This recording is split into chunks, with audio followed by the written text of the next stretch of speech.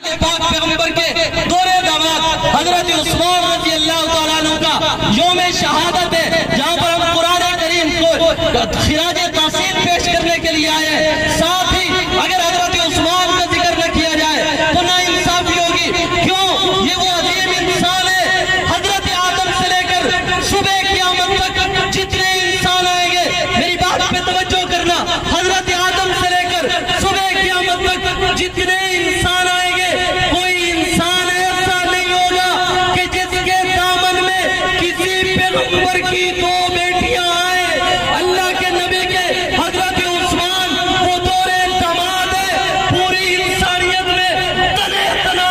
حضرت عثمان کو یہ فضیلت حاصل ہے کہ اللہ کے آخری پیغمبر جو ساتھی کوثر ہے، شافی معاشرے، فخر الرسل، مولا کل، ہادی سبل، شمس الضحیٰ، بدر الدجا، جوف الورا، محمد مصطفیٰ، آمد مجتبیٰ، جانے جہاں، فخر کائنات، جو اللہ کے نبی آخری پیغمبر بن گیا ہے، ان کے یہ دور داماد ہے، اور ایک جیسا کائنات کے اندر اللہ نے اس میں خوبی والا انسان پیدا ہی نہیں کیا کہ اللہ کے نبی نے فرمایا کہ یک کے بعد دیگرے دو بیٹیاں، دوسری روایت کے اندر آیا فرمایا 40 بیٹیاں ہوتی، عثمان تیرے نکاح میں دیتا، 100 بیٹیاں ہوتی، فرمایا تیرے نکاح میں دیتا چلا جاتا۔ حضرت عثمان اللہ کے نبی کے دور داماد ہے، اور حضرت عثمان کے حضرت حسن اور حضرت حسین داماد ہے۔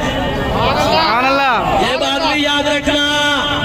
حضرت عثمان اللہ کے نبی کے داماد ہے، حضرت حسن، حضرت حسین، حضرت عثمان کے دور، حضرت عثمان کے داماد ہے۔ جیسی محبت حضرت عثمان سے ویسی محبت حضرت حسن اور حضرت حسین سے۔ آخری بات اور بات مکمل، حضرت عثمان رضی اللہ تعالیٰ عنہ رات کو 1 رکعت کے اندر پورا قرآن پڑھ دیا کرتے تھے، سبحان اللہ، 1 رکعت کے اندر۔ اور سویڈن والوں سنو، تم نے اللہ کے قرآن کو جلایا، اس مجمع کے اندر ایسے لوگ موجود ہیں جن کے سینوں میں قرآن ہے، ہاتھ کھڑا کر کے جو حافظ قرآن ہے وہ بتائیں۔ سبحان اللہ، حافظ قرآن دیکھو، یہ حافظ قرآن ہے، تم کاغذوں سے جلا سکتے ہو، کتابوں سے جلا سکتے ہو، سینوں سے نہیں مٹا سکتے۔ اور حضرت عثمان کا جب آخری وقت آیا، سید نور الحسن شاہ بخاری رحمہ اللہ نے لکھا ہے، اللہ کے قرآن کی تلاوت کر رہے تھے، ایک وقت آگے بڑھا، اس نے آگے بڑھ کے اللہ کے قرآن کو پاؤں مارا، قرآن اڑ کے اس طرف گیا، توجہ کرنا، اس طرف تو اس کے پاؤں کی نوکر سے اڑ کے گیا، لیکن واپس خود بخود آیا، گیا تو اس کی پاؤں کی نوکر سے تھا۔ سنو، اس دور میں تمہارے بڑوں نے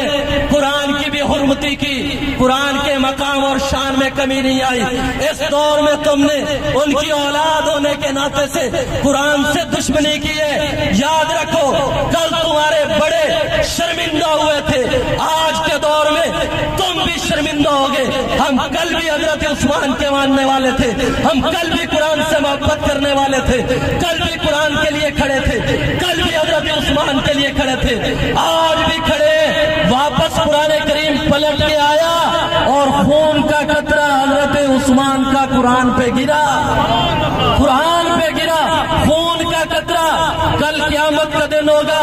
کسی کی شہادت کی گواہی بدر کا میدان دے گا، کسی کی شہادت کی گواہی احد کا میدان دے گا، کسی کی شہادت کی گواہی خندق کا میدان دے گا، کسی کی شہادت کی گواہی پاکستان کی سرزمین دے گی، لیکن حضرت عثمان وہ خوش نصیب انسان ہے جن کی شہادت کی گواہی اللہ کا قرآن۔